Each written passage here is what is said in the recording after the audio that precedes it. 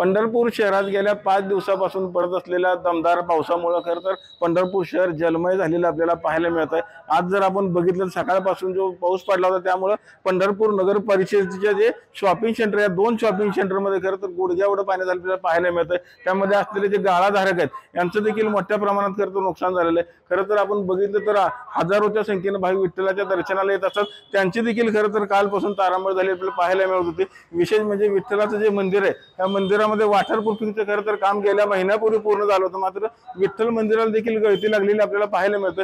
एकंदरीत जर आपण बघितलं तर संपूर्ण जे रस्ते पंढरपूर शहरातले हे देखील जलमय झाले होते। त्यामुळे वाहनधारकांना खरं तर वाहन चालवताना कसरत करावी लागत होती।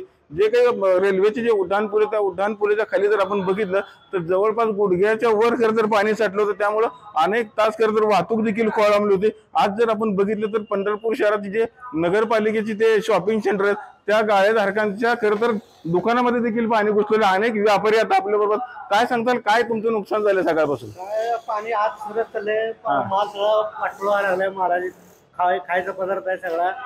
काय करावं आम्हाला सूचना झाले। पहिल्याच पावसात ही अवस्था आहे, अजून पाऊस तर लय यायचा आहे, तोवरच ही अशी अवस्था काय कुणाकडे दाद मागावं हीच कळणार नाही। काय नाले सफाई न झाल्यामुळे झालंय का ड्रेनेजची सोय नाही? ड्रेनेजची सोय नाही इथं खाली, इथं खाली कुठली सोय नाही। बागेतलं पाणी येतंय त्यामुळे पाणी तीव्र प्रमाणात वाढत चाललंय। काही सुविधा नाही, म्हणजे ड्रेनेज वगैरे सगळं होतं पहिला ब्लॉक झालेलं। काय नगरपालिकेने तक्रार केली? आम्ही सकाळपर्यंत साहेबांना सांगितलं, मेसेज केला, साहेब म्हणले पाठवतो, अजूनपर्यंत काय पत्ता नाही काय।